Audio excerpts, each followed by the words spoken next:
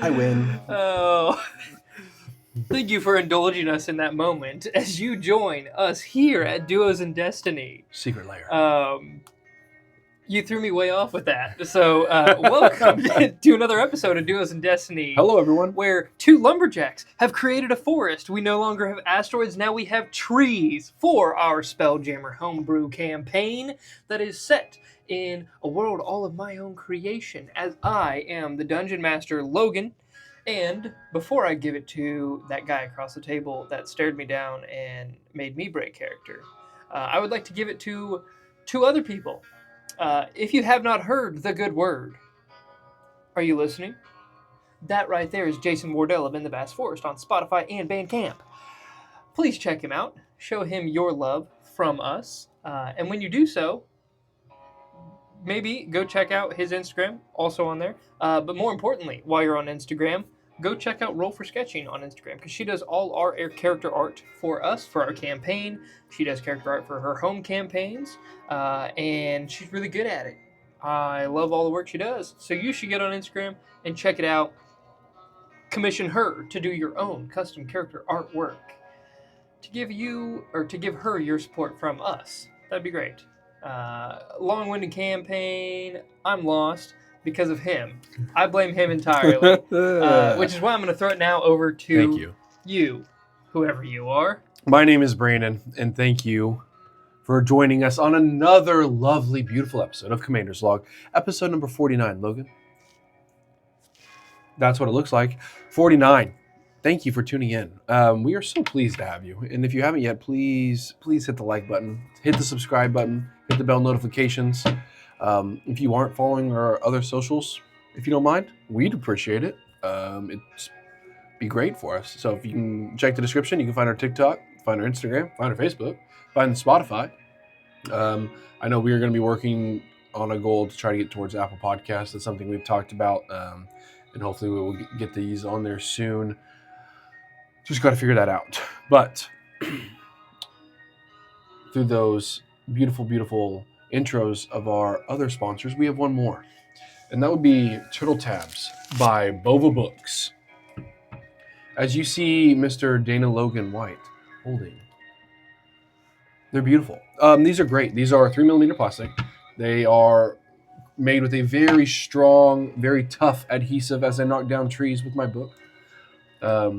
They are permanent. So once they're on, they're on. It's awesome. You don't have to worry about them falling off.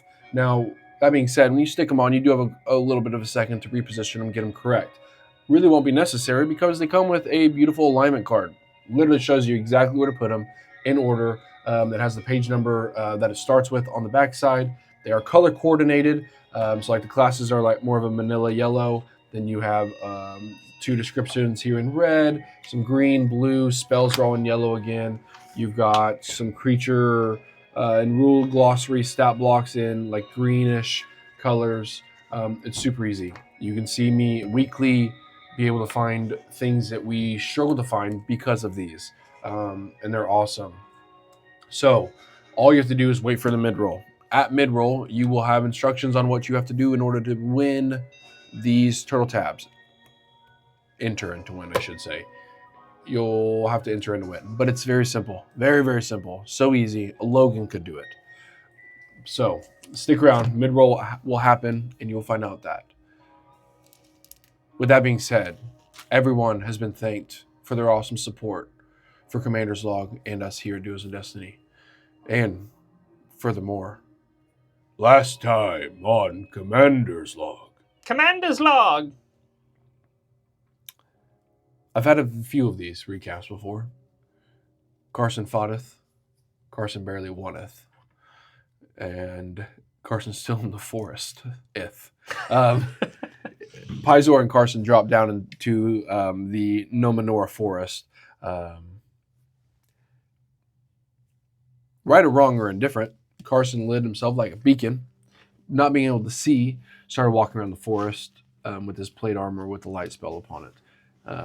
I think that attracted more to be desired, and we ended up finding a two-headed snake and then got jumped by some four-armed primate like creatures that were white, pretty tough.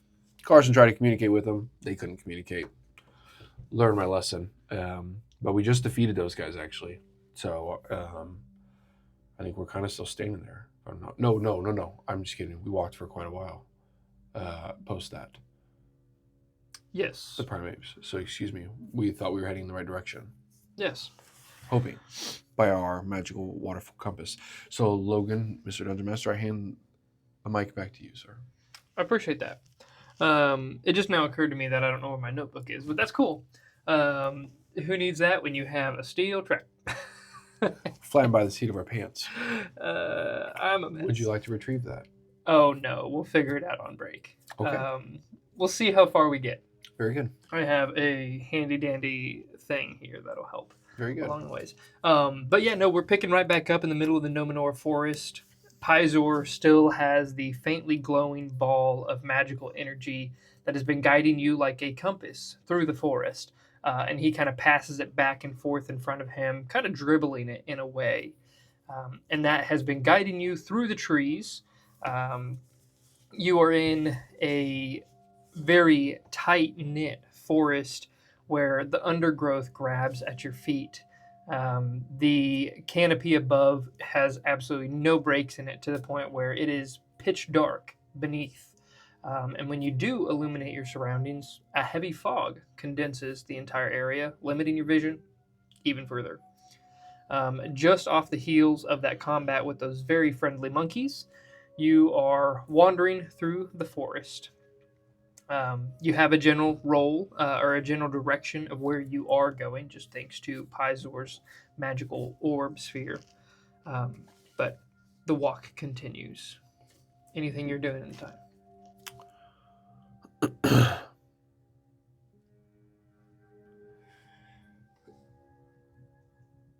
Pizor, you ever think you'd be walking through this forest in your lifetime?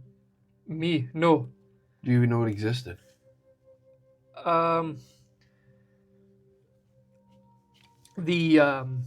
There was tale from the.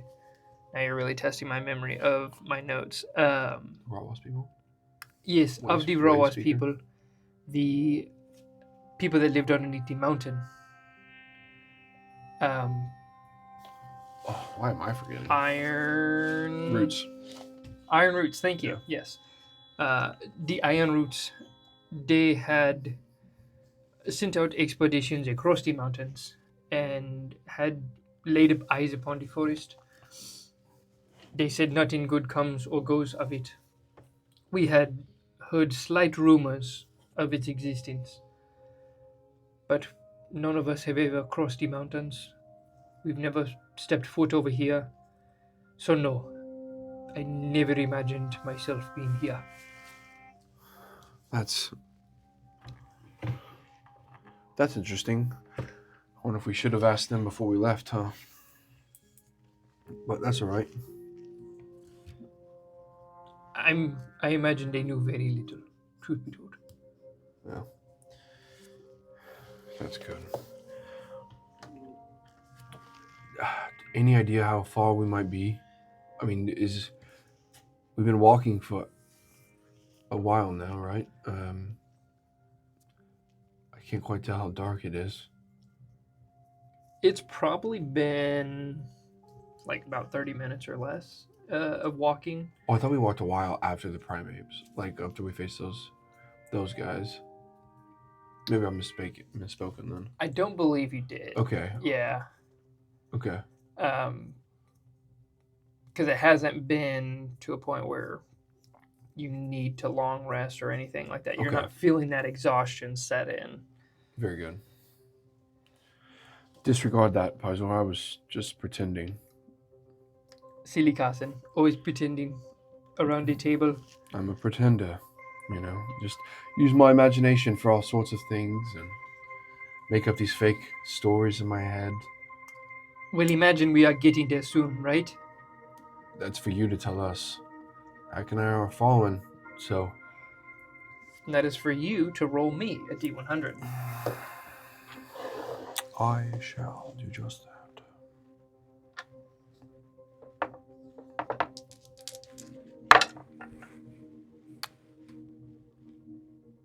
50. A 15? 50. 50. 50 on the dice with a 0 on the 10. Mm. 50. Okay. It's kind of a cool roll. I don't think I've ever rolled a 50. Just a 50 before. Okay. Yikes. Perfect. Roll me a d4. I didn't like that reaction too much. 4. A 4. Okay. Excellent. Oddly enough, like the reactive surprise was that this is almost the outcome I had wished for. There's a 10% chance of this exact situation happening, and it just so happened. So that's why I was surprised, because I was like, man, of all the ones to roll, this is the one that I would like. So I need to buckle up, get my mental ready. All right. As you and Pizor are having this slight conversation, Pizor stops you and he says, "Wait, did you hear that?" That music? No, not him. What music? That's Make a Jason. perception check. That's Jason Wardell. Oof. You can make that face for me too. Oh, okay. Excellent. Perception? Yep. 4. Perception. Okay, awesome. Let's get these Pizor guys charging. also rolled pretty poor. Let me see, what was his perception check? It's a 14 total to your 4, you said? Mm-hmm. Put together, that's 18. That's not bad. That's pretty solid. Pizor stops and he says, "Did you hear that?" No, I don't hear anything. What a creature. Thanks, Jason. I must be hearing things. And you guys continue on for a little while longer. It's not even a few moments before you hear something. Both of you hear something. You don't even have to listen for it. But directly behind you, there's a loud snapping of a twig. Paizo. Something's behind me. Do we run? Do we stop? Do we face it? What are we doing?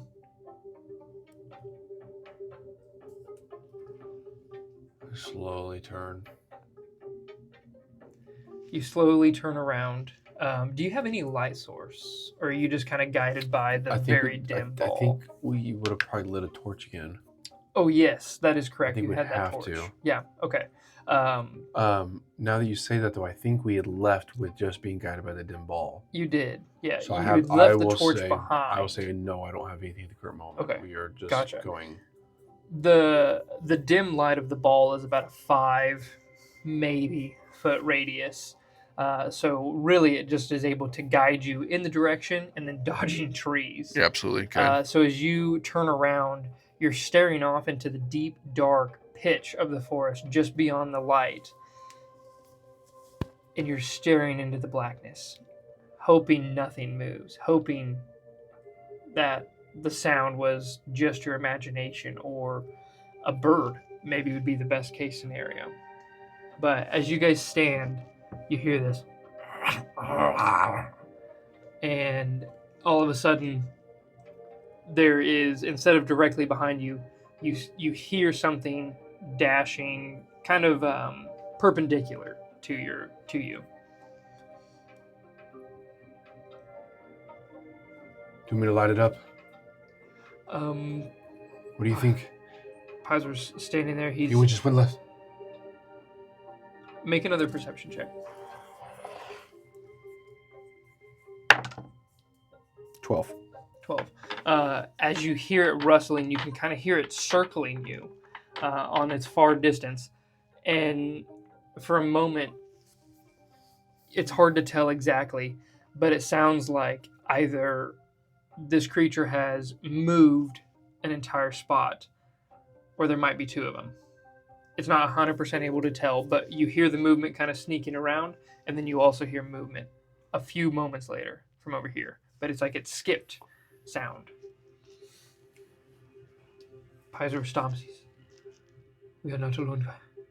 That is more than just a branch. Light it up. Or more beer, top of the hammer I cast light on, and then shove it into the air. Okay.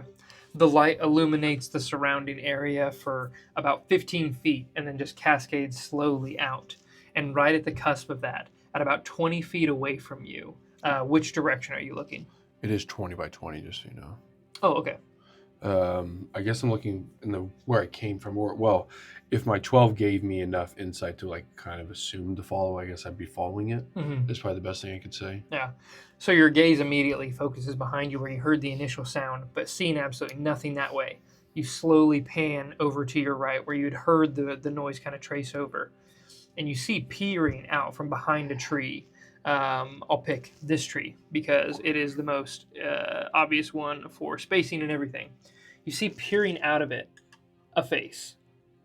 And this face is humanoid, very humanoid. Oh no, But at the same time, it it's has a feral. this sunken and crazed look in its eyes where it just looks a little off at the same time. And it's not making any sudden movements, but it's timidly looking out past the trees straight at you. We see you. I see you. And it ducks behind the tree at the sound of your voice. Do you understand me? We are not playing games here. Let no blood be shed by naivety. At about that time, you hear another noise off to your right. From where you're facing now, if you're facing here, it'd probably be 90 to 110 degrees Towards to your that right. despair. Yep. Heck, go. Which way? Him. Towards that one? Mm-hmm. Okay. And I start looking towards the left. When you say go, is this Go. a full sprint? No, just walk. Okay. As Hack begins to slowly crunch his Wanted me to way get a good eye. and kind of kick through the undergrowth, as soon as he gets close, this creature skirts around the edge and darts off this way. And as soon as it gets... Oops, I'm just a minute. Just knocking trees down? Yeah. It runs off to new cover as you start to approach it. And as it starts to get away from you, you lose it in the light. Did it look like a feral? Yes, absolutely. In the brief glimpse that you get, you see it is a very humanoid person. A person, for all intents and purposes, a human. They have disheveled look about them. They are gaunt. They have hollow, sunken eyes that just seem to glare everywhere they look. Patches of hair are missing throughout it. And there are all sorts of wounds that just seem to ooze over it, where it kind of has open wounds, by all means, over its body. And what remains of its clothes are mere tatters.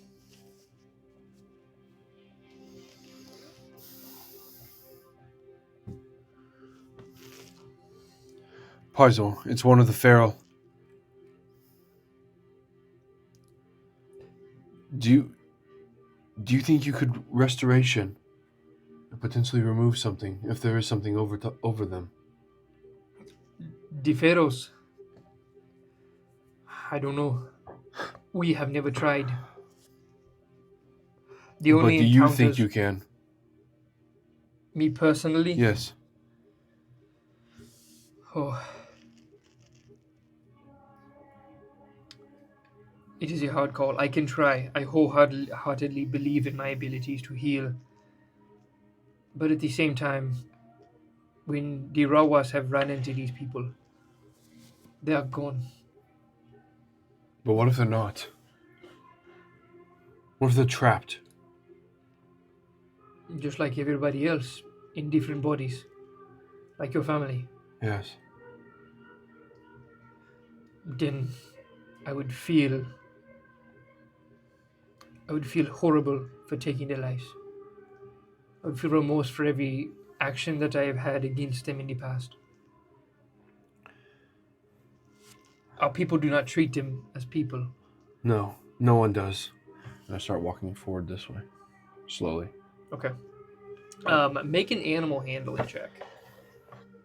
If you're looking for your d20s, they're not there. I know. Okay. I was moving some dice to open up the space. Gotcha. Don't think it's going to be great. Is that wisdom? Yeah, 8. Okay. As you approach this way, you see another one step out from the trees, a little bit bigger than the other, where it looks not quite like just a plain old human. There is another species aspect to this creature, but it's almost lost in the fact of these creatures are shells of whatever they once were. The stature, though, is just slightly different. The build is a little bit different, and even the skin tone changed. But as it stands there, you know immediately that this individual is under that same effect as the other one. However, this one looks very hostile. As it steps behind a tree, you see it's holding a broken branch in its hand like a club. Stop. I do not want to harm you.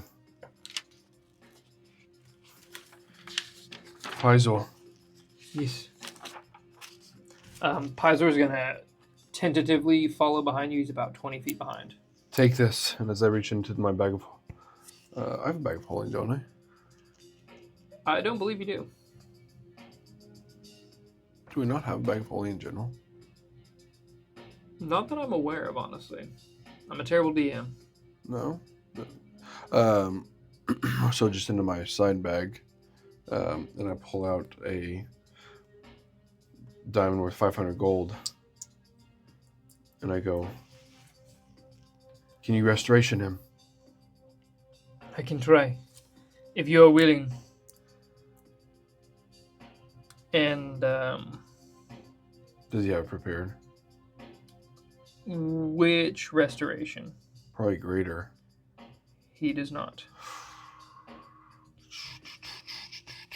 To some extent, I know the magic you're trying, or you are intending. I cannot do that full restoration. It would be a lesser version of such. What's needed for lesser again? It's It's far less, isn't it? It is lesser restoration. It's a bonus action. I didn't know that. Is it really? Yeah. And I do not see any material components. It is just verbal and somatic. Oh. It's a bonus action, though? Yeah. Since when? I don't know. That's for you, though, only. Mine's an action. Oh, I wonder if this is a life cleric ability. It's got to be. Yeah. Does it have material components for you? No, just verbal somatic. Okay. Blinded, deafened, paralyzed, That's or poisoned. really interesting. I don't know that it'll do anything. I don't think that's strong enough. Slide the diamond back in my bag. I pulled it out and pulled it behind me. Like I was about to grab a relay baton, but then it was not going to be strong enough, and I slide it back in my bag. I can still try. I don't know if it's worth the risk. They're lost. They've been lost, and who knows for how long. I don't believe. I understand what you're... I know the magic you speak of, and I don't think it's strong enough. As the two of you briefly exchange, you hear the snapping of branches, the rustling directly behind the two of you. I slowly start to back up 5 feet. Pizor, this is not good. We're being surrounded. Now we're being the prey. Pizor goes, yes, we are surrounded. I think we need to make a run for it. Yep, let's slowly start moving. Okay. And which direction? Towards our left. Your left coming this way? Yeah. Okay. That would be backtracking. Oh, I took it. We were going this way. So we'll go then right then. Okay. How fast are we running? Let's just slowly start backing away for a second and see what they do. Okay. Hack? Perfect. Hack joins in the two of you. Heal. Hack. Heal. You with your backs away. Pizor, kind of glancing behind the two of you, starts slowly Oh, that's what I need. backing. Sage to make is a dog. That'd be cool. That'd be sick. Would you mind handing me those two guys? I do. Just at the cusp of your light spell, as you lift Orin Mirabor up, you see the larger one break from the tree line, and then the smaller one tentatively follow behind it. And they're just slowly keeping pace. As you back up, they're making sure they maintain that distance, but still staying within that radius, just on the edge of light.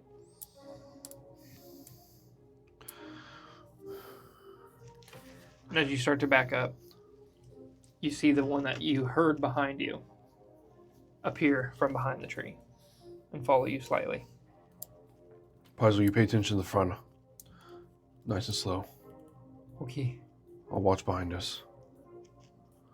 And I will, what did I go 2 pages at once?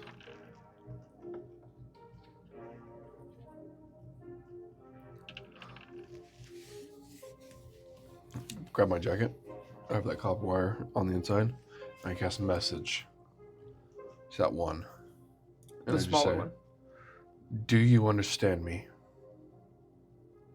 In response, you do get a response, but it is largely unintelligible for a while. It is snarls and grunts.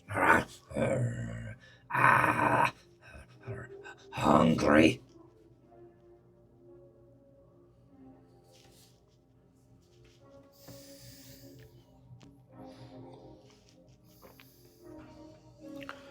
I don't know if they can understand us. I'm not sure. It just doesn't feel right, Paizo. Something just doesn't feel right. Feel right about them? Here? Yes to all? Them, specifically. It doesn't feel like they should be... It feels like we should be able to help them.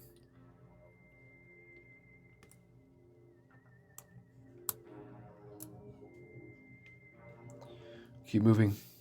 Okay. You guys continue to back off. Slowly.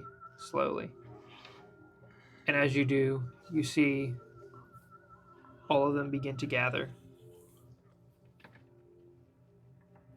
If I can quit knocking down trees. They begin to gather. And as they do, more form behind them to where there's a small mob. By the time you guys have backtracked 20, 30 feet away, it goes from 3 to 4 to 5 to all of a sudden you can see at least 8, slowly keeping their distance, all eyes on you guys. They outnumber us by a long shot. Yeah, but what's that mean, Paizo? Nothing. Wouldn't be the first time, nor the last. Are we doing this? No, just keep moving. Okay. They're keeping their distance. They are. And you guys continue. They don't want to engage. It is a very long, very suspenseful, not really retreat, but walk away from this area. And the further you walk, the more these individuals, the ferals, slowly start to peter off until finally there's just one that follows behind the two of you, and it's the one that you had messaged.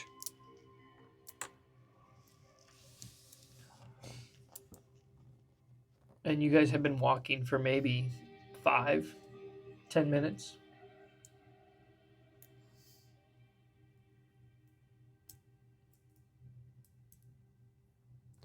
I pull out some dry rations as we're walking backwards, and I just drop them on the ground in front of his path that he's following to. Okay. As you continue on, giving him that distance to approach it. You see the feral one stops at the rations, bends down, and kind of sniffs at them, like very animalistic in his motions. Very kind of like a scared, abused dog in the way it sniffs at him, paws at him, knocks him back and forth before finally picking a small bit of it up and starting to gnaw on it. And you and Pizor continue to back away, and it fades off into the darkness. I message him as I start to fade away, and I just say, "You're welcome." Hungry. Yeah, that's it. Okay. You successfully avoid any confrontation with the creatures, but you have this eerie feeling that they're still out there, still could be watching you. But the three of you, Hack included, continue on through the forest. You guys walk for maybe another 10 minutes in complete, somber, eerie silence before all of a sudden, as Pizor is passing the water back and forth, walking, the water drops to his feet. The magic completely dissipating all at once. And he says, "That wasn't me." Whoa, what do you mean? What's that mean? It's gone. It's gone. The magic that was holding it together, it's failed. What? And he goes to kind of restart the ritual, and he even goes to just cast a cantrip of pulling out the magic of a water whip, of a starry wisp, any cantrip. And every single time that he does, his magic has absolutely no effect. I go to line up like an Eldritch Blast in my hand. It works. What's going on? I don't know. Make me another perception check. I am not good at perceiving. I'm not bad at perceiving. 18. Okay. As you approach Pizor to the threshold of where his magic dropped off at, you notice immediately the ground underfoot becomes significantly less squishy. There is less give to it, and you find firm ground beneath feet. Still has a tangled mass of roots and vines, but even the roots and vines don't have that same response that the other ones did. As when you stepped on the ones previously, they would writhe around and almost try to either retreat in themselves, or sometimes they would try to wrap around your foot. In this case, these ones seem lifeless, like Dormant. true roots and vines. Okay, it feels different. I don't like this. No, it feels different. Tiara's gone. Is she Still not? nothing. Take 5 steps back. He takes 5 steps back, and you hear him in the darkness take a deep breath. She's here. Whatever it is directly in front of me. This is where we've been led to. Is this the tether? Maybe, I think so. Okay. What do you think?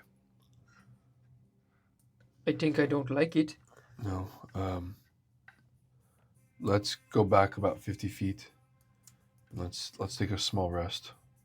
I wouldn't mind catch my breath for a second before, because who knows what we're about to get ourselves into. I agree. Okay, follow me. And I'll find somewhere where the best little alcove, little cropping I can.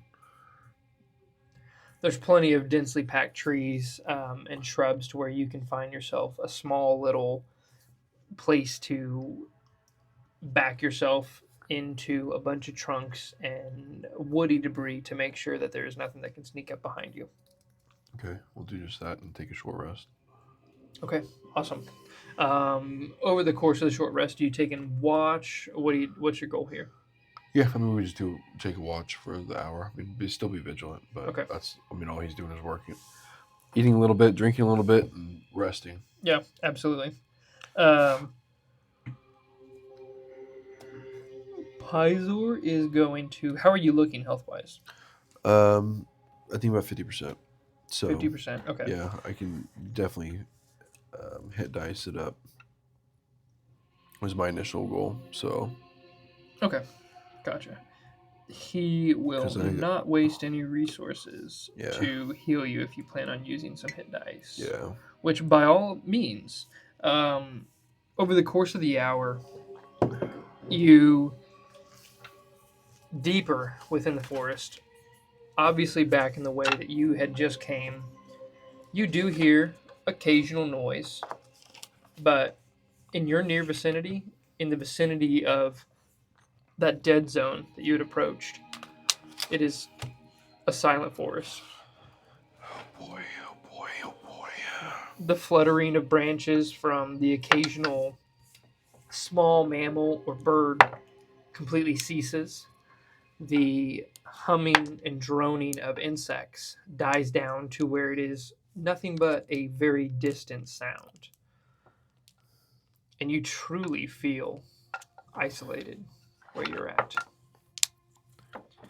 But you successfully take a short rest.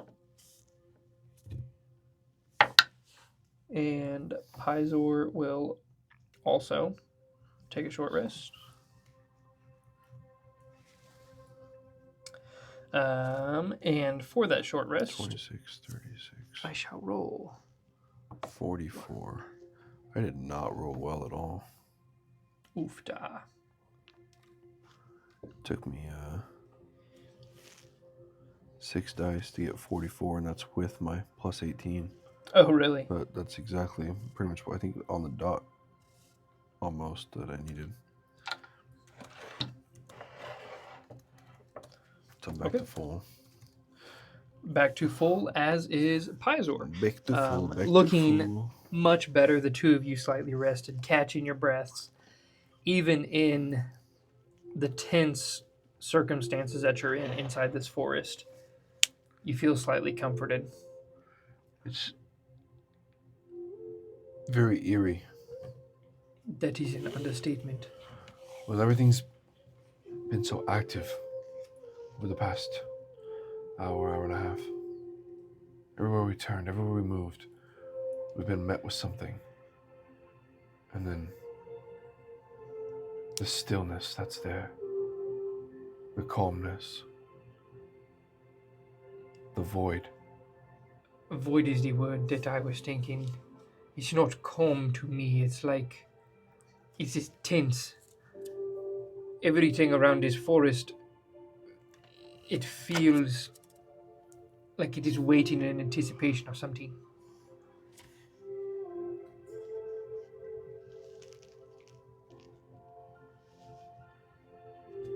Weird.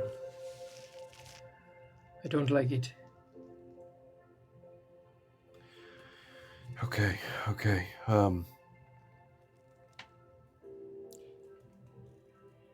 I think I'm... Are you set? I suppose. If my magic goes dead when we go in there, I will be useless. It's fine. I'll protect you. I have claws, I have a net, but that is it. I take the little bit of blood that I saw on my shoulder, and I will re-invoke my ice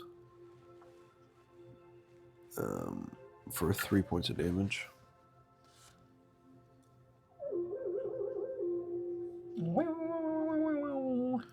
So I have ice back upon my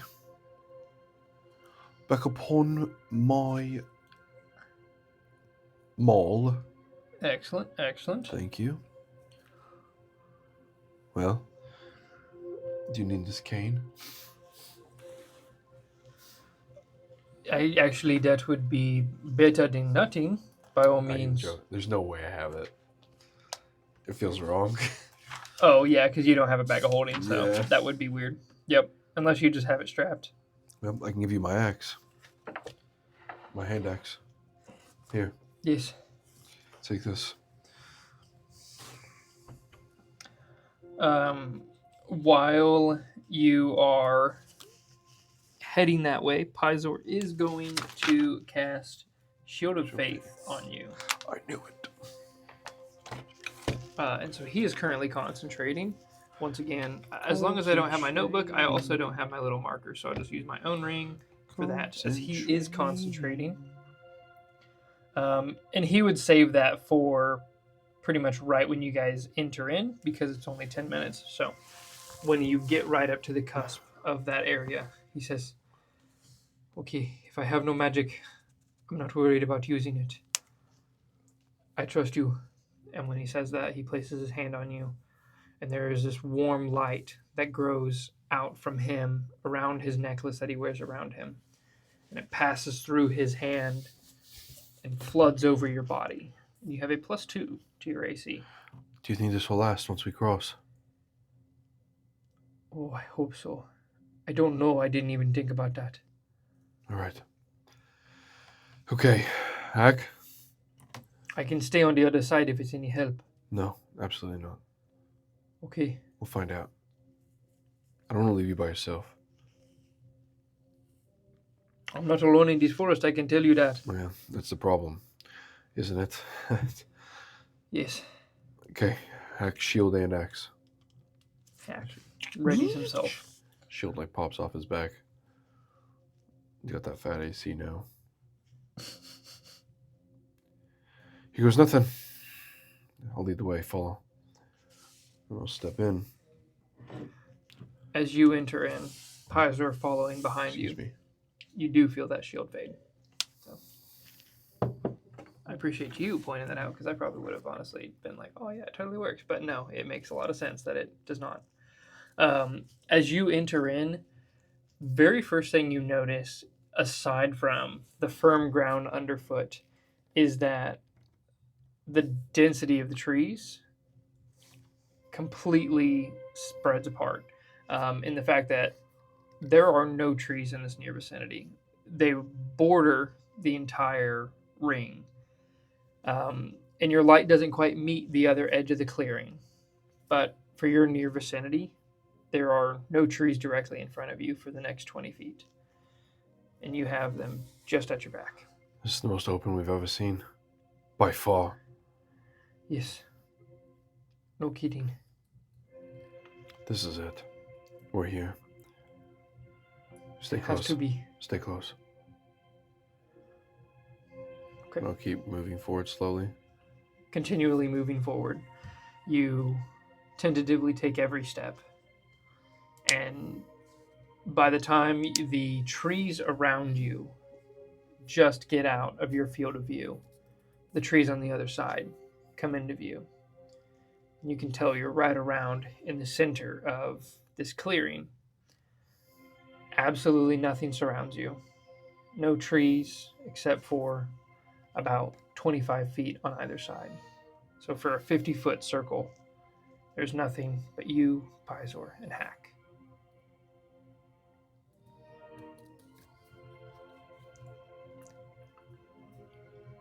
What is this? I don't know. Is this one of the teardrop locations? Perhaps, maybe. But I don't know why nothing I can do here. I don't know why it doesn't work. There's nothing here. Why? Is there fauna and shrubbery? No, none at all.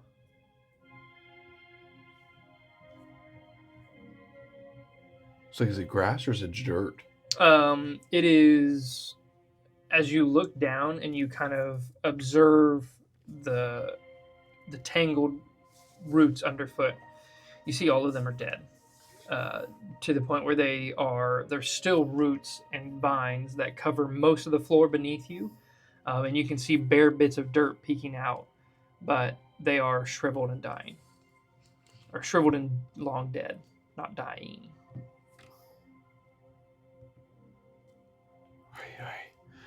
I'm not sure, Pizor. It feels like an anti-chamber to tiara, to gods, to magic, to Sabre. An anti-chamber. How do you mean? It's non-existent. This is death. Isn't that what the Ascanori did?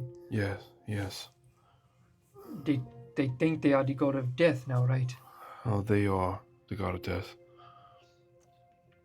So this is it. It has to be it, right?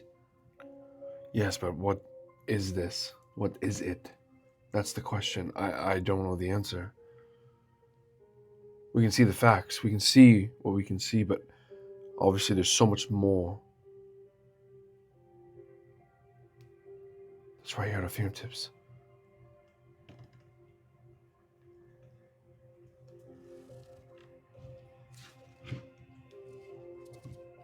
Make a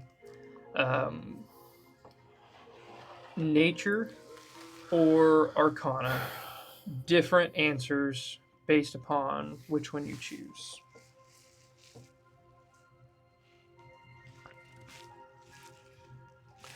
So I do have advantage. Oh, let's recall information about Fey Fiends or Undead from Hunter's Bane. Same with Arcana. Does that pertain to anything?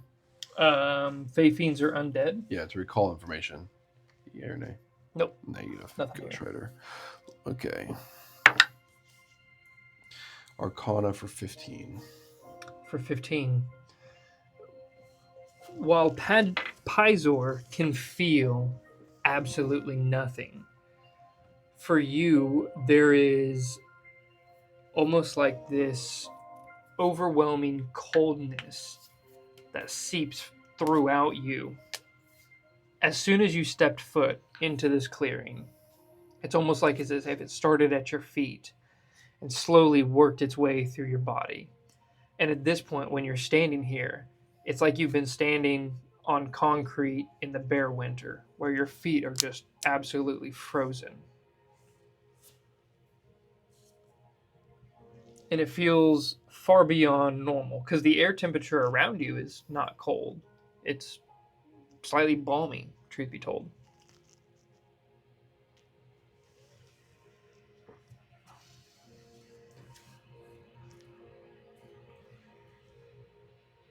What are you looking at? What if we've been thinking about this all wrong? I take the hammer, take it high, and I smack it to the ground as hard as I can. Bang! You hit something metal. And it's not Hack. Hack, I didn't see it there. I'm so sorry. My boy! My boy! Hack is a pancake.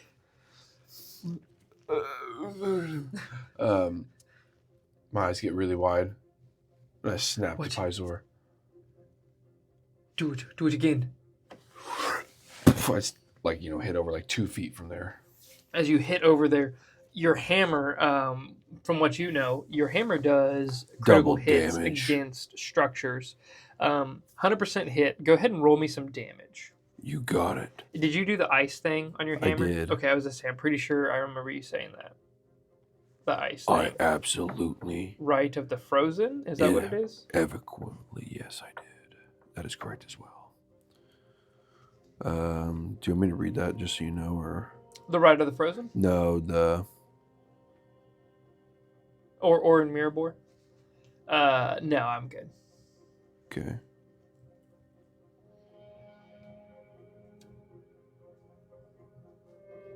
Actually, I guess, does it say you do double damage? Or This maul can smash materials like steel and stone without suffering a scratch. Whenever this weapon hits an object, it is a critical hit. Okay, awesome. So instead of just doubling the damage, you max damage plus what you roll. That sounds like a really cool homebrew roll. Huh. Where would I learn something like that? Oh, dude, yeah. Please don't. Indulge me. Yeah. So I don't know if you've been poking around or not on our channel, but if you take a look at the other long form content that we release, you'll notice we have a long rest show where we talk me get about up and different gritty real D&D discussion topics. Uh-huh. One of those being homebrew rules. We just I think I just saw 2 videos about that. Yeah, you can actually catch short glimpses of our long rest videos through the shorts that we post. You don't say. Yeah, absolutely. So, regardless, you can go check out our shorts and see this very same rule being talked about. So my initial max damage is 6, 12, 16. I rolled 6 and 6. Ooh. So 28, and then I rolled 4. So Dang. 36. Dang it. You just flex taped him. That's a lot of damage. I know, I've done a 38 before. I thought I was like, oh, dude. Really? So I might get it. Just shy. Ugh.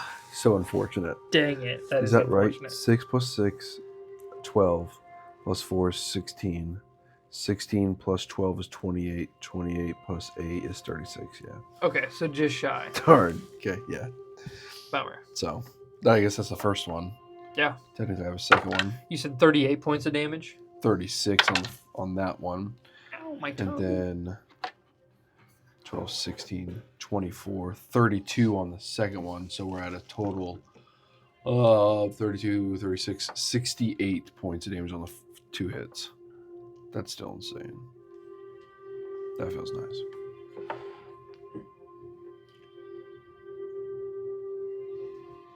Sorry, I'm trying to read. Don't apologize. You have no reason to. So, folks, while Logan learns to read. Rude. Just kidding. Disadvantage on everything you do. Oh, no. You said you were reading. I don't know what that meant. I took a stab in the dark. Why do you have hooked on phonics stuff over there? Reading for dummies. Huh?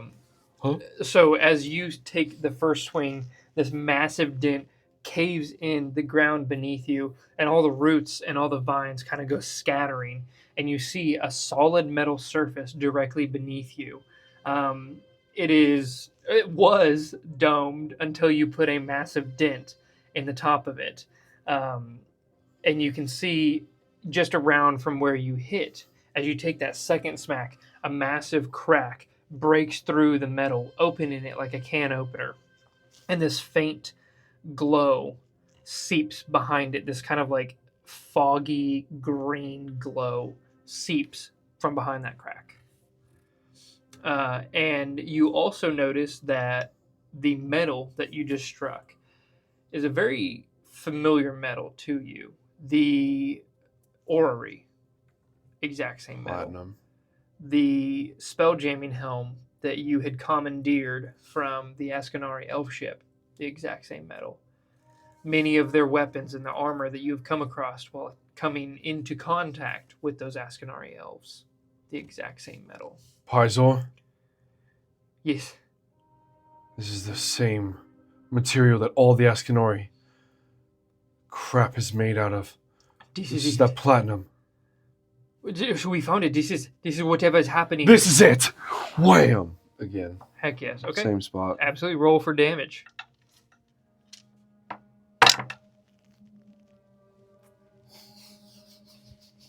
Insane. At least I can roll damage well. Right now, I yeah. can't wait until you can only roll ones on the damage dice and on That's the hit another dice. 36. 36. Double okay. sixes and then a 2, but still like. As you slam into this, the entire crack that you had made not only splits open, but it peels off an entire piece that folds within, not quite like a hinge, not on purpose, but you broke whatever welds had kept this intact, and the entire piece falls beneath, or falls to the wayside, and you're looking down Yes. into a very large sphere. Hollow sphere. Immediately you notice there is this faint green glow that rolls about the entire area. And there is stationed, as you're taking in the scene, you see there is glyphs that kind of trace throughout the floor beneath you. And it's probably a 25-foot, 30-foot drop just down. We'll call it a 30-foot drop to get down to that floor from where you're at.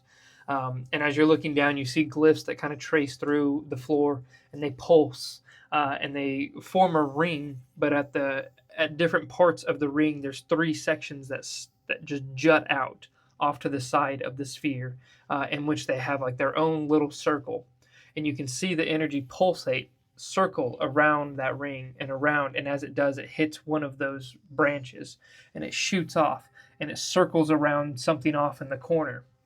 And as you see, it's almost like another pod, um, sphere-like in its shape, or more like egg-like in its shape. But the glyphs kind of surround the entire portion of it. Do I see a body? No, not currently. And there's 3 of them. There's 1, 2, 3, kind of like 120 degrees from each other. Um. And that is where we'll take a break. Oh, you're kidding. That way I can grab my notebook. Okay. Oh, boys and girls, you're going to want to come back for this. Oh, boys and girls. This is getting insane. Hey, listen to the mid-roll. Pay attention, because you're going to want to enter in for your chance to win Turtle Towers by Boba Books. See you on the other side. Hello, adventurers, and welcome back for another episode of Commander's Log. Thank you for joining us today, as Karson and Paizo are really getting into the thick of it. And if you're listening, all you need to do at this point is comment down the word Starhammer below and follow us on TikTok, and you'll be entered in to win Turtle Tabs by Boba Books. It's really that simple. Comment down Starhammer below and go follow us on TikTok. Now, I'm excited to get back to the story, and I hope you are too. Good luck, adventurers.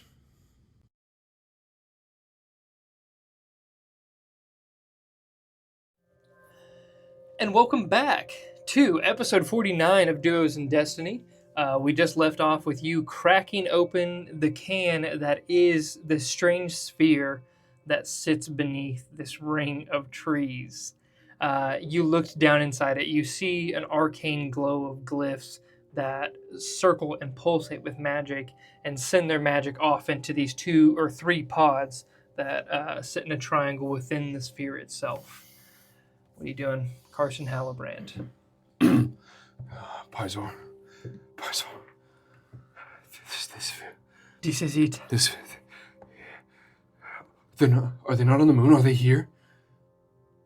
Who's on the moon? Tiara, Zabre, Perduna, are they here? Are they below our feet? One way to find out, right?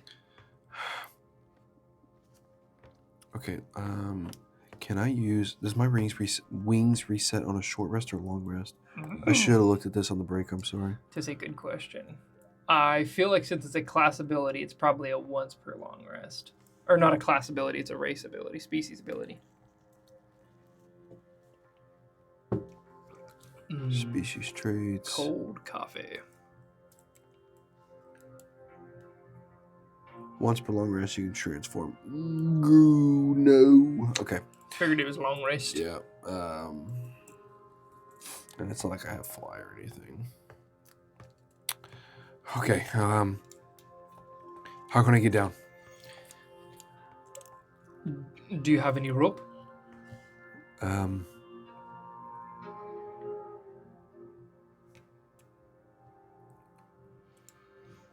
mean, I have my net. We can always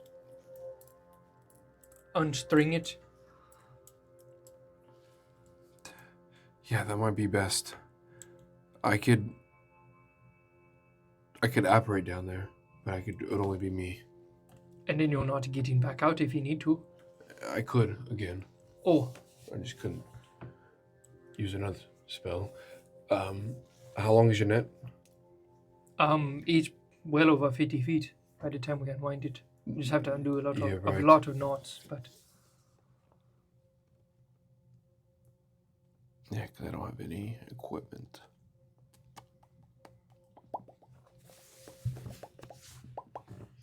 All right, start unwinding your rope.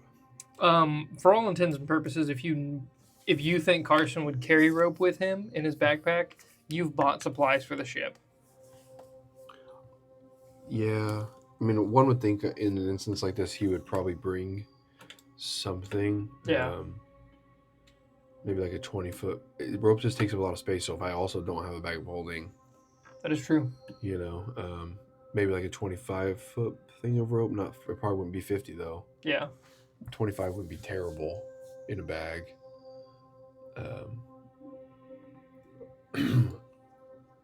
Okay, I've got this 25-foot bag rope. If we tie it to that tree, it'll stretch to about right here. So, if we tie your net to it, what's your net, about 15 feet long? Yes, it would dangle down about 15 feet, but we can even just take off portions of it, and I can always fix it later. Okay. Just lose the net for now, but... Let's do that. Hack, go tie this to that tree. Okay. Hack walks off, or scurries off. I don't remember. No, Hack has feet. That's right. He does not have wheels. No, he's a Droidica, remember? So he rolls off. Yeah. Rolls off, and he goes and ties it to the base of the tree as you and Pizor work to unknot the links of the net. And eventually, at some point, it becomes more of a kind of like a ball of yarn in some semblance, where there's a big tangle of the net itself, but then there's an actual long string that comes off at about 20 feet, 25 feet long. Okay. Tie this in there. Tie this knot. Toss it down. And it's long enough to get you down there. Let me go. Wait for the all clear. Okay. Okay. Here we go. See you on the other side. And I climb down. Okay, perfect. You rappel down, and we'll just set you right on the outside to signify that you're down there. It is not a far jaunt down. And as you enter in, that coldness that kind of seeped through your feet suffuses the air around you. It's like this vast temperature change where all heat, all air is pulled from this space. And you feel chilled to the bone, but also like there is this magic that just presses down on you, like this massive weight. It's a very stark contrast to the magic that emanates from you on a day-to-day. Like it's suppressing. In a way. It's not suppressing your magic, but it's almost... You can feel where your two magics are at odds. You have the understanding that your magic, exactly where it comes from, is a very divine magic. And this one feels evil in the slightest and the easiest way to describe it. And you would pick that up easily with your the grim psychometry. Evil. That was wild. I don't know why I did that.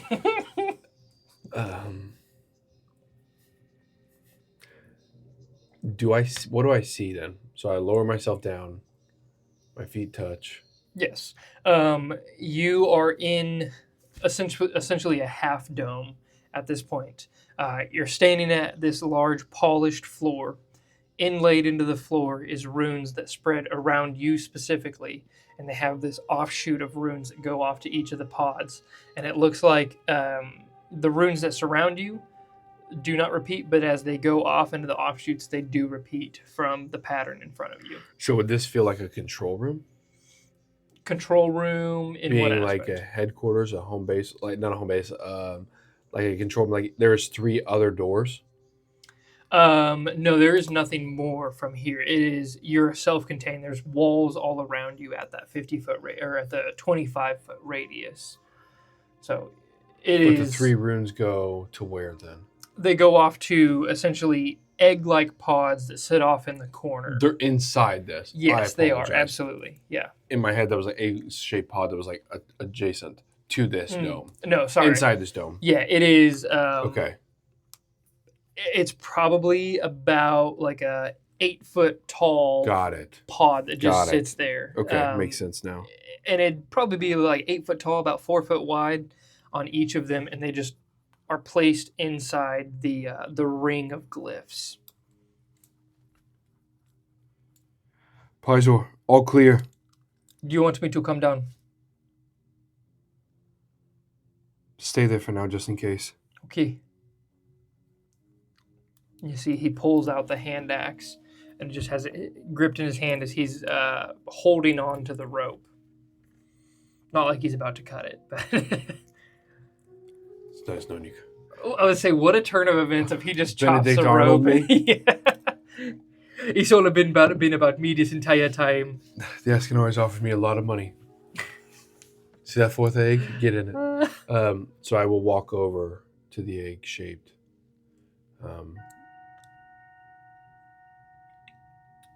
items. Are they see-through at all? Are they still the same platinum? Yes, it is more of a polished platinum. You do see there is a seam that kind of runs. If this D20 would be, actually the cup would probably be an easier one. So if this is a perfect egg, it would be as if like there's a seam that runs around it, like not on the axis, but where it could basically split the two. Okay. Can I look for any magical inclinations that would offer me insight of like maybe potentially opening it? Roll an Arcana check. Would you read me off? I always make you do it. Would you read me off For your Grim? psychometry? Ay caramba muchacho.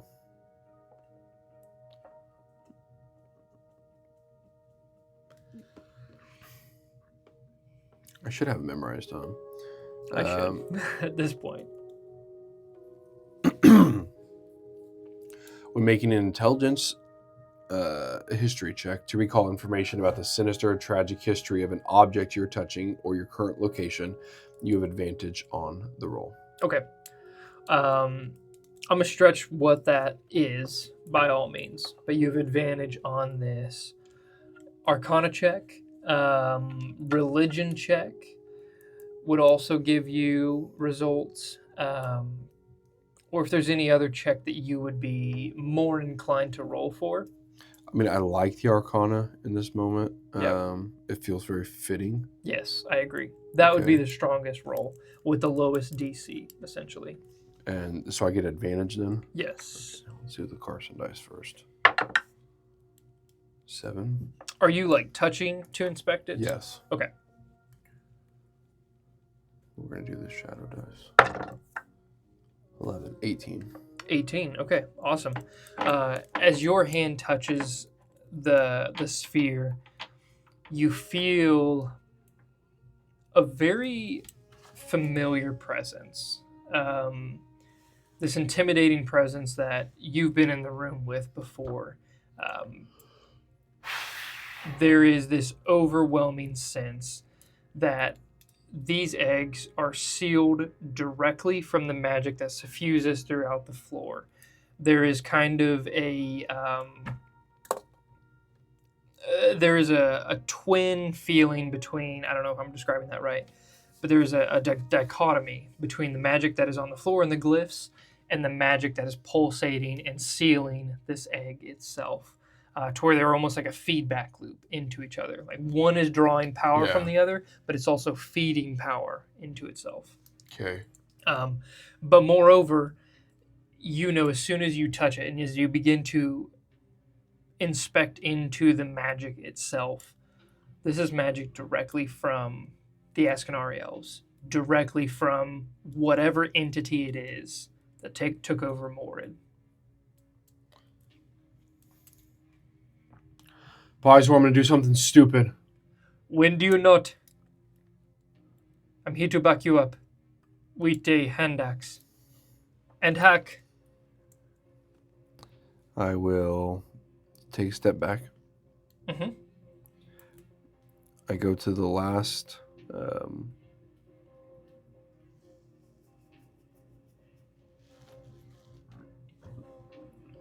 excuse me.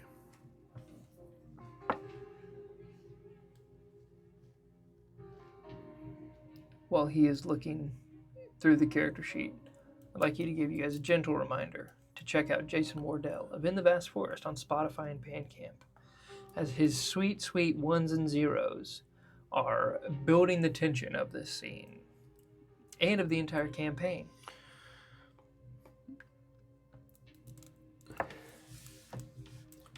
I take 3 or 4 steps back. My eyes follow the arcane symbols as I can watch the Arcana travel through, see the pulsating magic. I look down at the floor. I grab on 2 or more beer with both hands, and with the largest swing that I can, I bring it crashing down into the glyphs. Into the glyphs. Awesome. Okay. Roll an attack roll. Come on.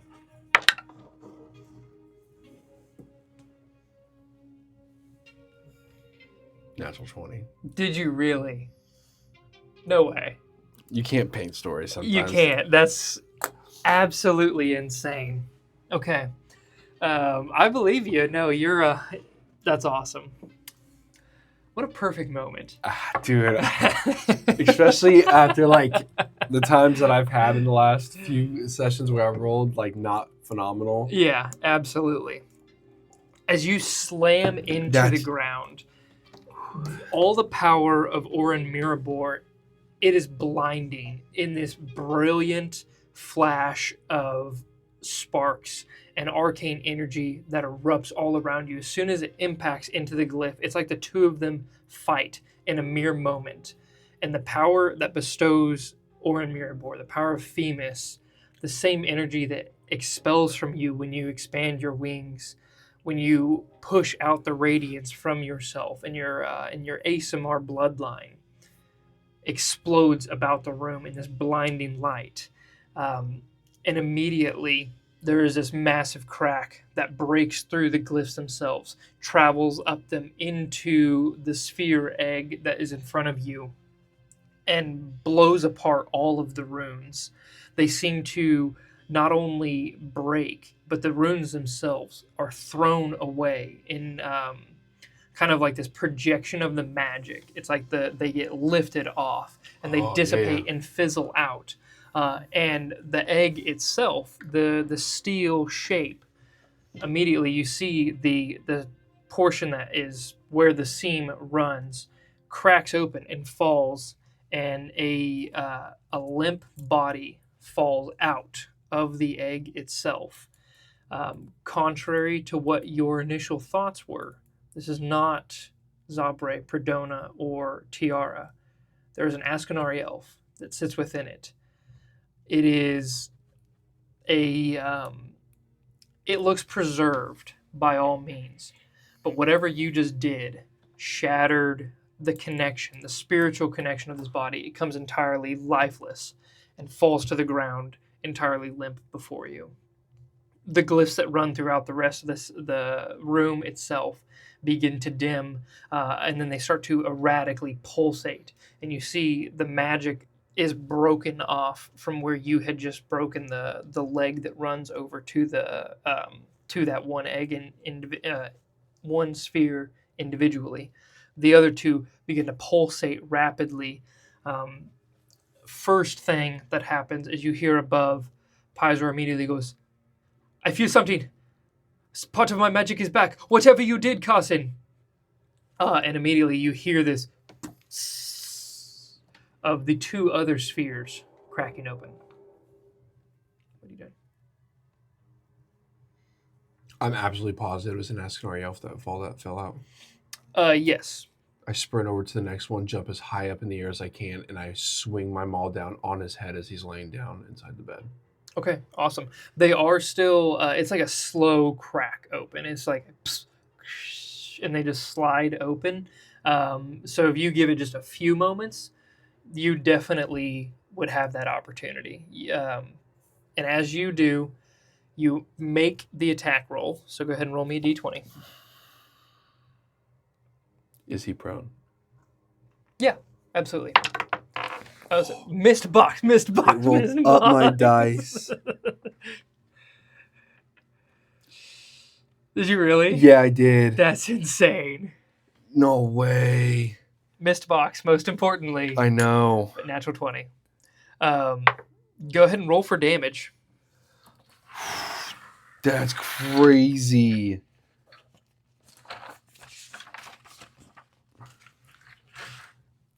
Missed box. Dang, that brings me to 5. Calm down over there. You got 11. I would say don't get bouncy dice, because they will bounce out. But they're so sick. They are fun, but let me tell you, those things are chaotic. Yeah. Okay. I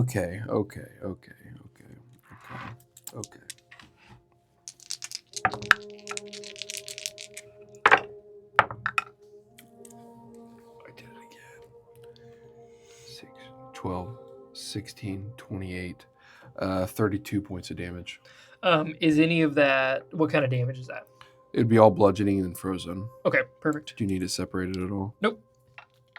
You said 38 points? No, 32. 32, okay.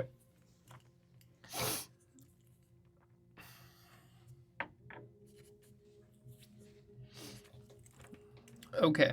With that being said, I need some initiative rolls. I'll go ahead and roll Pizor's. If you would roll yours and Hack's. Sure. Hack will be minimum. That's a good roll. 12 for me. 12 for you. And Hack will be 12 as well. 12 as well, okay. I don't care who goes first in that. I'd say probably just you to make it easy. Okay.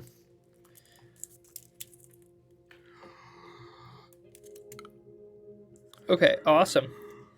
As your hammer smashes down straight into the face of this Ascanari, there is this, again, you see and you feel this battle of magics. As immediately the first thing you notice is there is a magic that is pouring out of these individuals themselves, that is suffusing into the runes, into that feedback loop.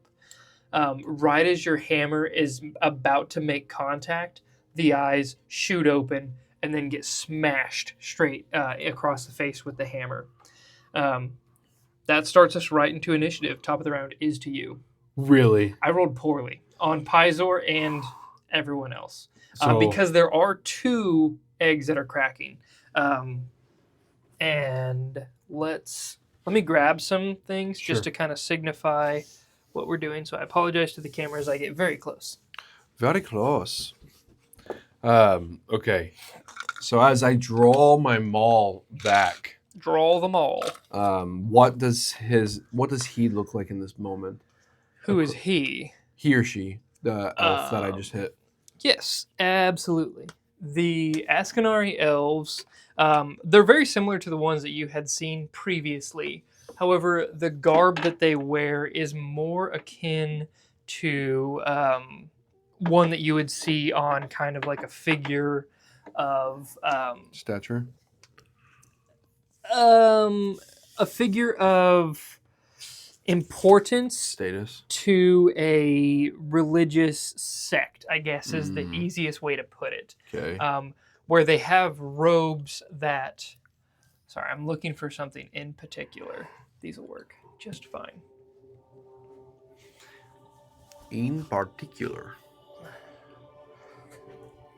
Okay, I will make the 50-foot radius real quick, or 25-foot radius. I'm going to make you my center point. 5, 10, 15, 20, 25.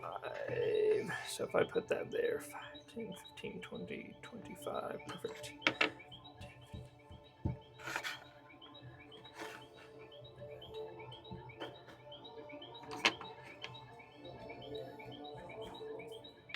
Bam.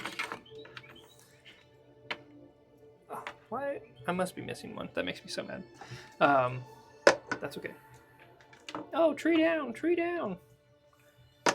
We'll pretend this is the one that you previously broke. Okay. Just kind of help out with camera angles. And then you have the 2 Ascanari within the other domes themselves. So they have a very pallid looking skin tone where they are very pale in general, but it is a perfect figure in front of you. They have no flaws. This is a very classically beautiful individual. They are elegant, they are lithe, and they have dark jet black pupils. Their entire eyes are completely succumbed to blackness. They are both bald, with long pointed ears, very ornate robes that drape them in general, and you see the symbol for the god of death. I wish I knew exactly what that was. I have it written down somewhere. It's off the top of my head. I'm not going to let you know what it is in case I'm wrong. But you see the emblem of Morid itself hanging around each of their necks. Anything else in particular you want in terms of their description? Does he look at me after I draw my maul away? Yes, absolutely. Immediately, they look up to you and they start to move, to stand up, to get out of that egg. So let's say I am facing this one at the moment. Yep. And I just draw my maul back and I go, Themis sends his regards. Wham! Again. Nice. They're still prone? Yes, absolutely. They have not taken any movement. Double tens. 18. An 18 is going to hit.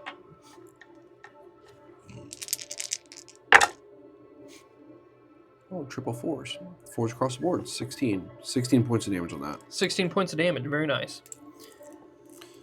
You do note that beneath their robes there is a fine chain armor. Mm-hmm. Sure. Sure there is. Yeah, I'm going to absolutely just draw back again and do it again. Yeah, absolutely. Not as good though. 17. 17 still hits. Okay, cool. I like advantage. It's quite nice. There'll be some less damage here. 4, 9, 13 points of damage on that one. 13, okay. Awesome. Didn't roll very well. Okay. Still a decent amount. Okay, so that's actions. 2 actions, yes.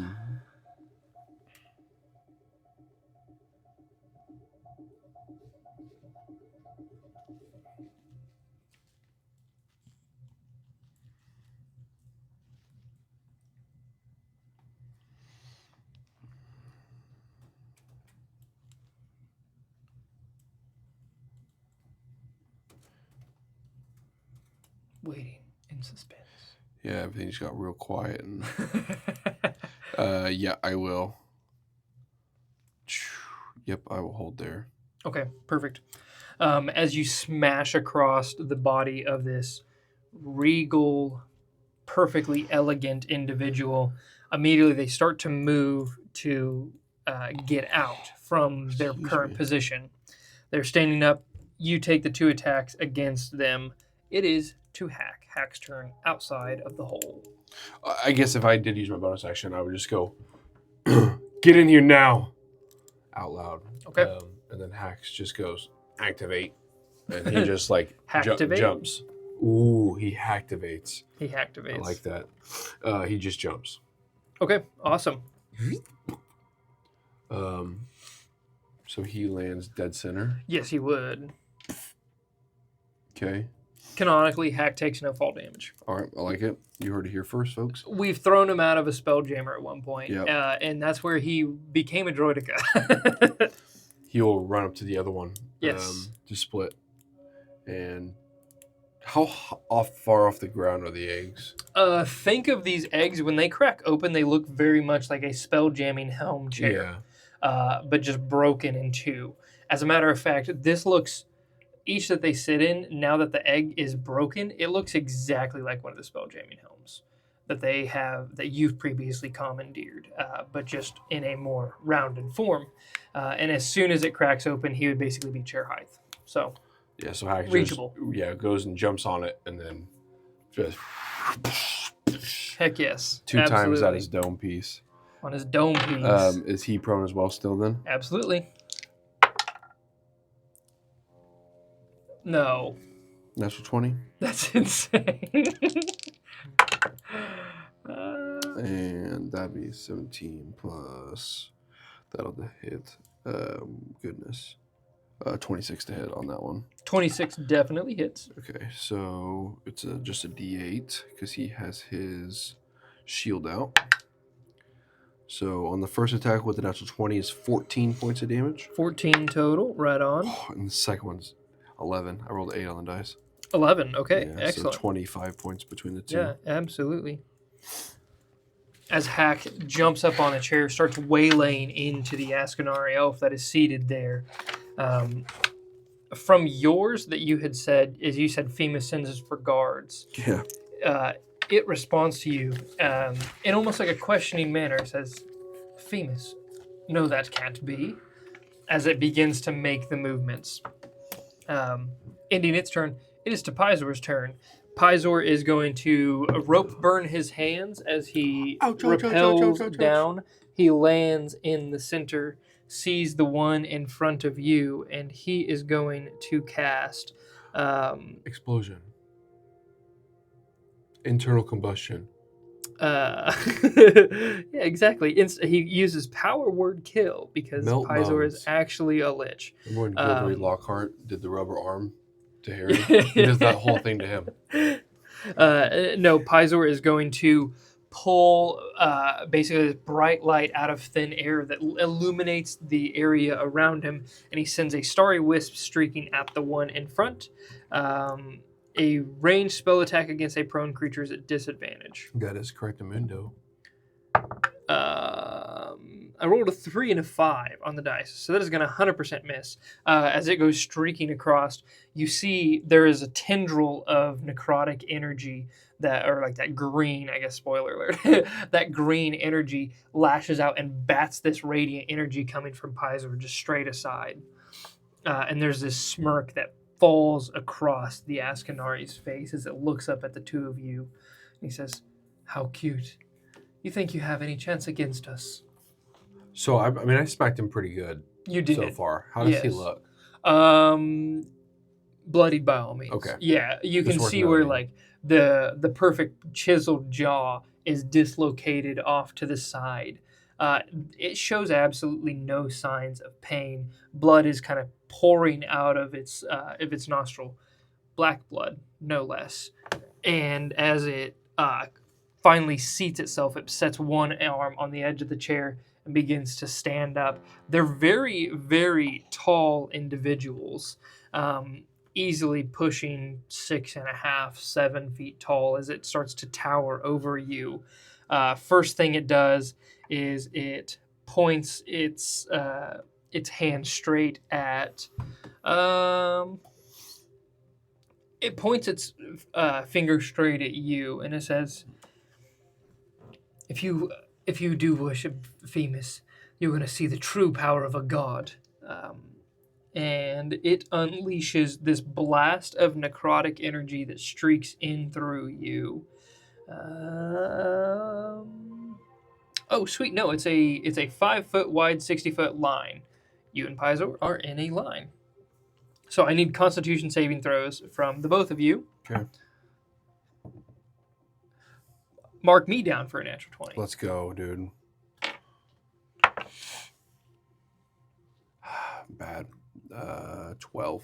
12. That is a failure on your account. Darn. Let me gather up some D8s. 10, 15, 12, 27 points of necrotic damage. Oh, wait, I have resistance to necrotic, don't I? I sure believe you do. And that would be halved. So 13. So 13, yes, thank you. I was going to... Yeah. The necrotic energy streaks through you and Pizor, and immediately you see this sickly green scimitar manifest itself in its other hand, and it strikes out at you.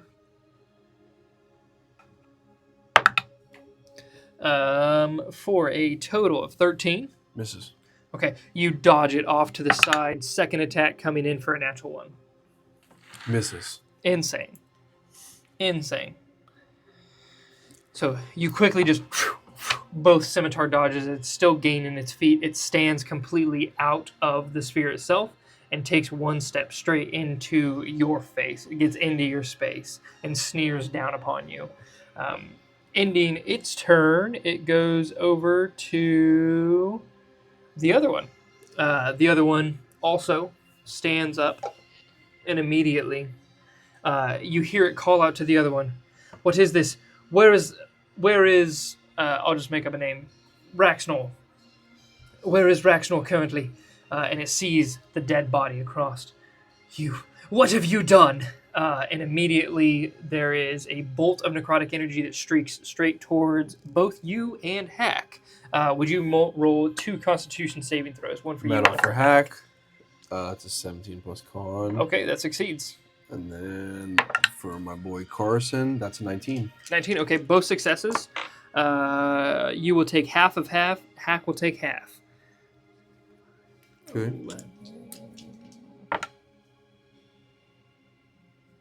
Yeah, he got 19. Another 27 points of necrotic damage. So 13, so I only take 6. Yes, and Hack would take 13. And then immediately it takes 2 slashes with another scimitar that manifests itself inside of its hands. A natural 20. And that is going to be... Let's see. So we'll roll for this. Oh, nice. Okay. 14 points of slashing damage. Okay. And where the heck did all my d6s go? Oh, I didn't grab those. I grabbed the d8s. Here.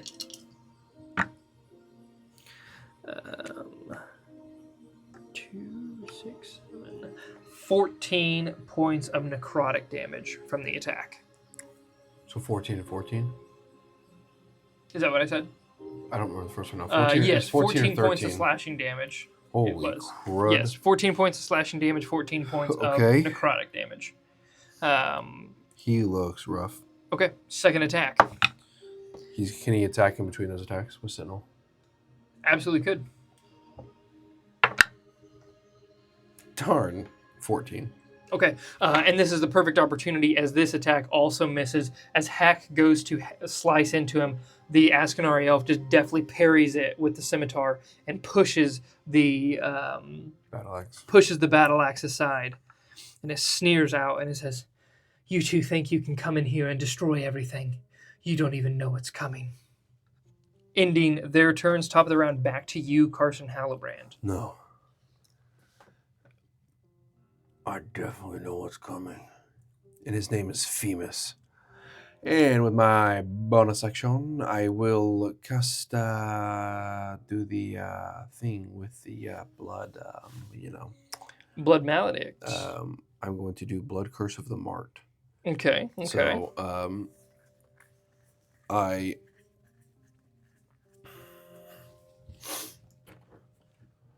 as I swing my maul back, in this arcing motion, a trail of blood, ice breaks off and remelts back into blood and circles the sphere around, and then lands and hits the center of the elf, and it creates this anvil symbol and hammer upon his chest. Nice. Okay. And I go, "Look, Femus has mocked you, and it's a nice target." And I bring it back and I swing again real hard across his chest. It sneers in response. "A foul mockery from a stupid god." Okay.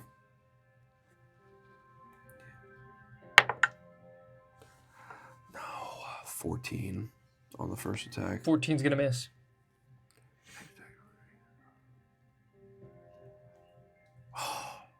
I could amplify it. I know, that's kind of what I'm feeling. I should have amplified it, but it's the next attack roll, so I do have 2 attack rolls. So let me go ahead and take damage for amplify. Oh, 6 points. Rough. More of your blood.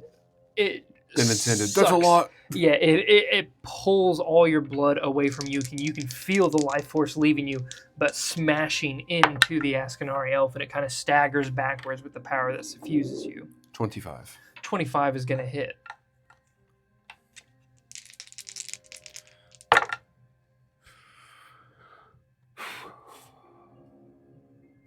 So 8, 13, 6, that's 14 points of damage, and then I get an extra frozen damage from the mark. 14 points, right on. Plus another 5, 19. 19, okay, 19 total. 19 total. Very good. Okay, Excellent. Anything else from you? That was your, I think, bonus action to do the blood It was curse, my right? bonus Okay, and then your action. 2 attack actions. Excellent. But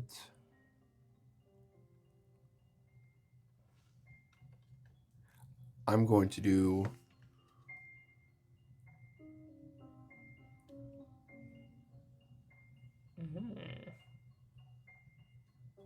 This is I smash that brand, the mark, into a brand as I hit him, and it turns into my brand of Castignation. Nice. Because I just have to hit, and it's just a free action. Okay. So when I hit something with an active right, I sear the arcane brand. So it's like it started out really like this small, like just blood stain upon his shirt, Yeah. or his clothing. But as I hit him, it sears it, and you can see the burnt across part of his robes get like mildly burnt, and it's as if there's a large, like cow prod, like of it, and it's pretty good size now, 4 or 5 inches across, where it's just completely burned into his chest, and it's kind of like licking these like little bit of flames and like purplish to reddish energy kind of licking off of it. Absolutely. Just to kind of set the scene for the rest of that, on your first initial attack, the one that didn't quite hit, as the blood starts to coalesce on the front side of it in that brand, immediately as your hammer goes to strike down, Orin Mirabor singing with the energy that flows through you, there is this necrotic energy that pulsates out from the Ascanari elf and bats away the hammer. You steel yourself and go for a harder swing, pushing in with the not the blood mark, right? You amplify your attack. The blood pours from you. You smash into it, and you sear the symbol of Femus straight into it. He says, "I will make you pay for everything that you have done, idiot." Anything else from you? No. You have movement? Yeah, I'm standing ground. Okay, perfect. I wouldn't leave. Standing your ground, you are right in front of it, and that is end of your turn. It goes over to Hack in front of the other one.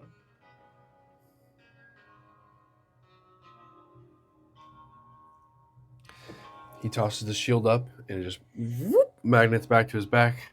He's going to take 2 hands upon his battle axe. Ooh, going for the extra damage. Yep. No. Stop. Let's run it back again, boys and girls, for another natural 20. That's like, what, Dude, 4 Femus, for you? Femus shows up. Dude.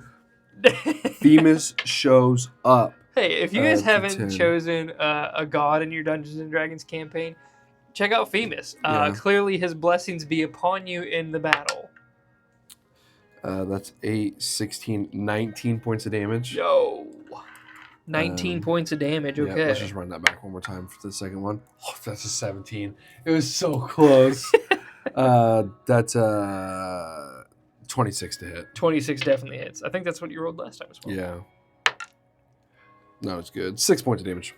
That's crazy. Last attack from Hack, you did a natural 20 and then a 26. Natural 20, 26 again. I'm almost 100% positive. Yeah. That's crazy. We'll have to watch that back. You said 6 points? Yeah. Okay. Awesome. And then he's going to use his 1 bonus action that he has to Second Wind. That he gets once per day. Missed box? Nah, and fumbled. Dang. Do you know what level Hack technically is? 8. 8, okay. So he regains only 11 hit points. But okay. Hey, we'll that's nothing. He was not great, so... You see parts of the metal kind of self-healing themselves and putting themselves back in place. The plates, re-armoring himself. Ending Hack's turn, is that everything? Yeah, because he's going to definitely stay in the way. Yep. Okay. Yep. Ending his turn, over to Pizor. Pizor is going to immediately start to... He pulls free the water from his flask, and he says, Karson, whatever you're doing, my magic is stronger. And he pulls together a guiding bolt and sends it flying into the Ascanari elf right in front of you. Dude, this guy's just getting reamed. Yeah, absolutely. And he's going to 5, 10, 15, 20, kind of get himself over here for a better line of sight. So he rushes forward, blasts into him with the guiding bolt. at a second level. So that is... how many is that? 5d6 on a hit. Come on, say it. A 15 total. 15 is going to miss. The guiding bolt, as it goes streaking Guiding into bolts it, never hit. without even looking over in Pizor's direction, the Ascanari elf takes that necrotic shroud of a scimitar and bats the energy away, kind of splitting the guiding bolt, and it just on either side of it. I say, you feel that? Tiara's coming. Sorry, 1 second, my thing crashed. That's fine, because that Ascanari elf is about to crash out. Tiara. No! No! And immediately the other Ascanari elf says, Algernon, we have to get out of here. Save yourself.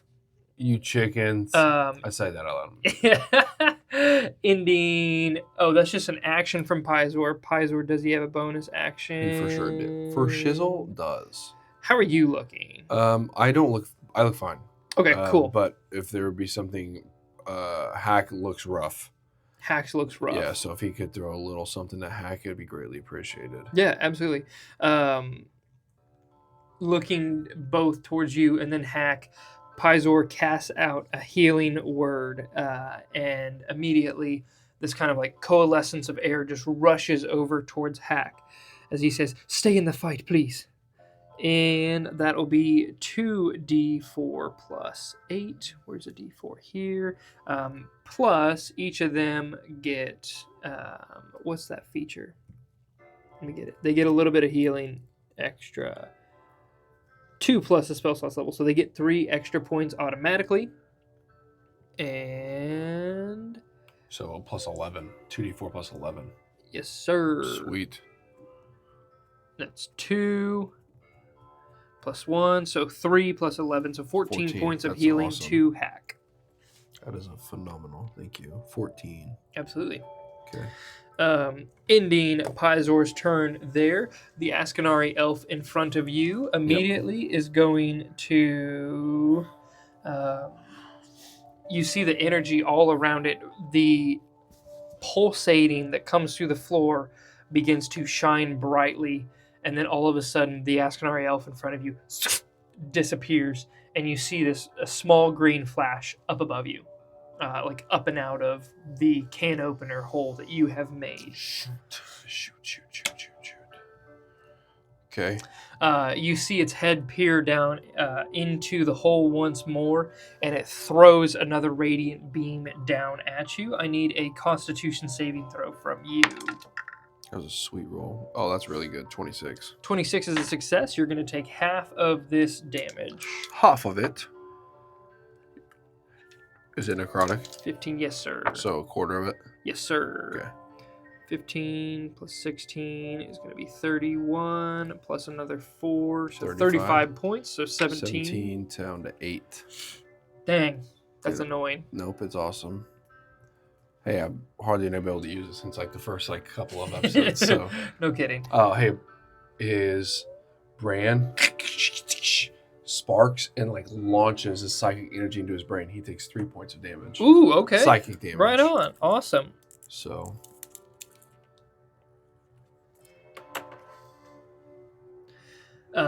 you hear it shout out from above. You worship the wrong gods. You'll see as they all fall one day. We know where you are now.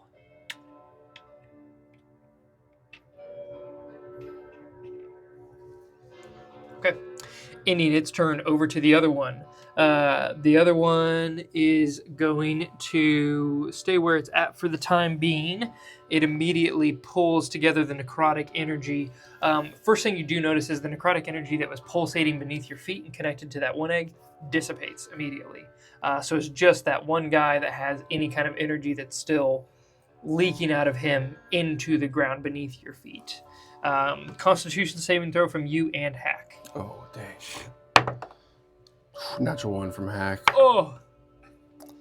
13 from me. Okay, both fail. Okay. 12. Ooh, nice. 27 points of necrotic damage. 27.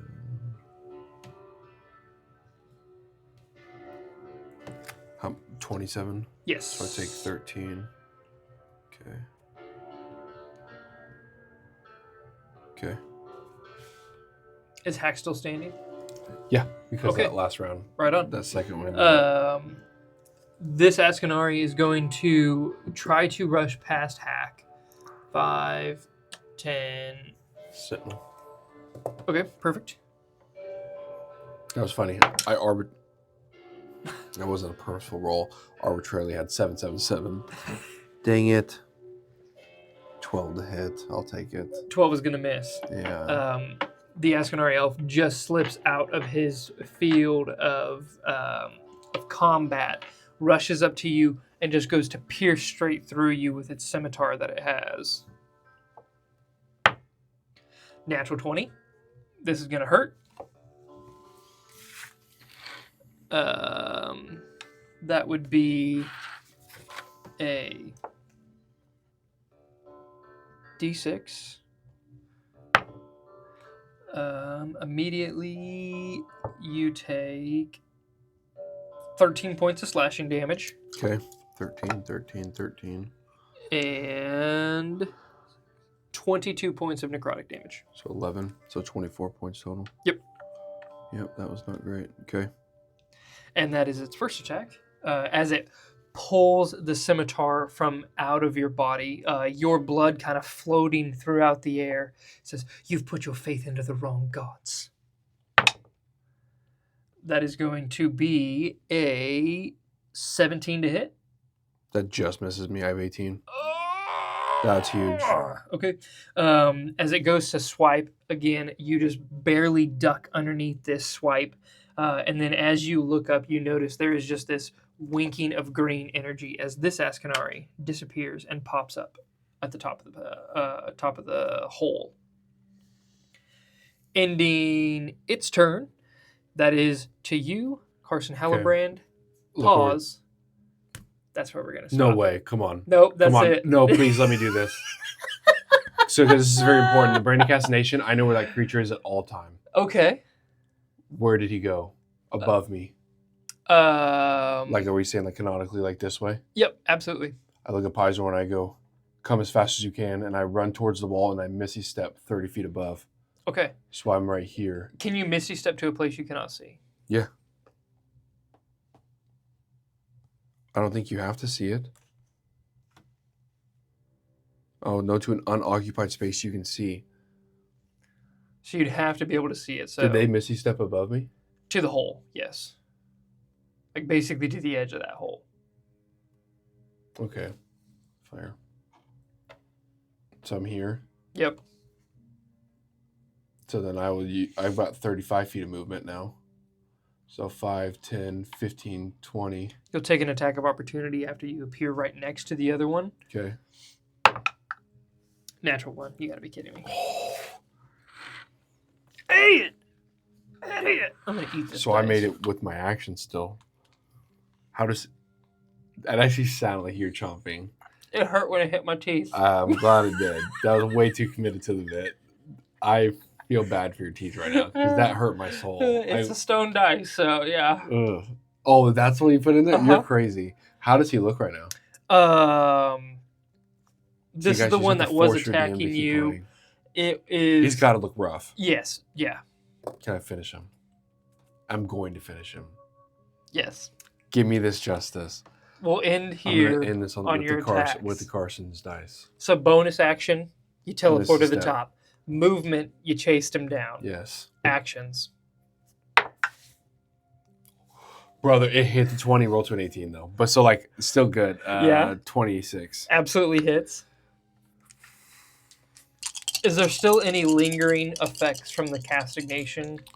Like damage Yeah, it's on him. Or... At this point, it'll be more retaliatory.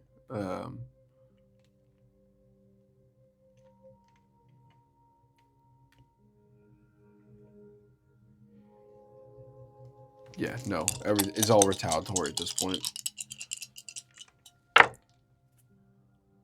Okay. Math gets so hard in times of panic. 8, 12. That's 16 points of damage from that attack. 16 points of damage. Okay. Is he still up? He's still up. He's not looking good.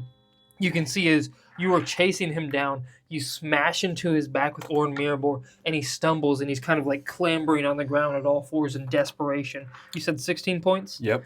Okay. Let me do my math real quick. Okay, thank you. I'm going to use your words against you. So he's prone? Absolutely.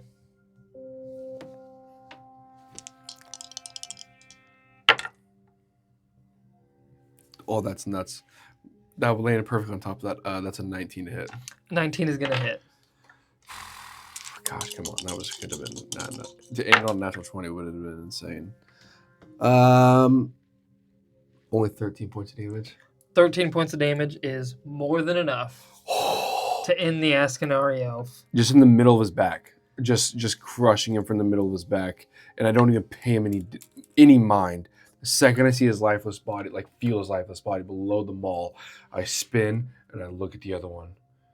And I go, 2 down. Feel the heat of Femus yet? And I would just immediately start like going towards him. Awesome. Okay. You feel the back. There's a sickening crunch beneath Orin Mirabor as your hammer smashes down into the creature in front of you. You immediately turn. When you take the time to take in the scene behind you, very first thing you notice is that there is a slight glow coming from the moon up above that is almost penetrating through the thick boughs of trees and just beaming straight down onto the surface. For the first time in the entire time since you've been in the forest, the canopy is getting broken up by the light that shines down from above. Oh, interesting. And that is where I'm officially going to call it. See, guys, you can force your DMs to play for another 5 minutes. You just keep playing. I'm a sucker. I'm a pushover. So I needed that, though. I wanted that so bad. absolutely. Because everything against that guy was just like rolling, and I did not want to lose that mojo. You know what I mean? No, Like, I feel just, it. Everything was so, to like natural 20 him to like the hits, like it makes me want just 5 more minutes again. Oh. But I dang. absolutely love it. But I also love cliffhangers. Yeah, So, absolutely. Guys, thanks for tuning in to episode number 49. episode 50 is going to come in real hot. Yeah, so I'm episode super excited 50. for it. Episode 50! That's Holy crazy. cow. Well, make sure you join us again next week on Wednesday to figure out how freaking awesome this is going to be. You know, you stayed this long, you listened to the mid-roll. Let's just go ahead and tell you again at the end. Why not, right? You have to follow us on TikTok. That's the easy one. Comment below your username on TikTok so we can find you if you win. And then the magical word for today, natural 20 in the comments. I feel like that's a very fitting one. Yeah. Oh, yeah. You Absolutely. comment natural 20 in your TikTok username and you'll be entered in to win. You have to follow us on TikTok and you'll be entered to win Turtle Taz Bobo books. As this is the last week for this, is we will be finding our winner next week. Yep. So on episode 50, when you come back to find out the awesomeness. 50 episodes. That's crazy. Thank you guys so much. We'll see you next week. See ya.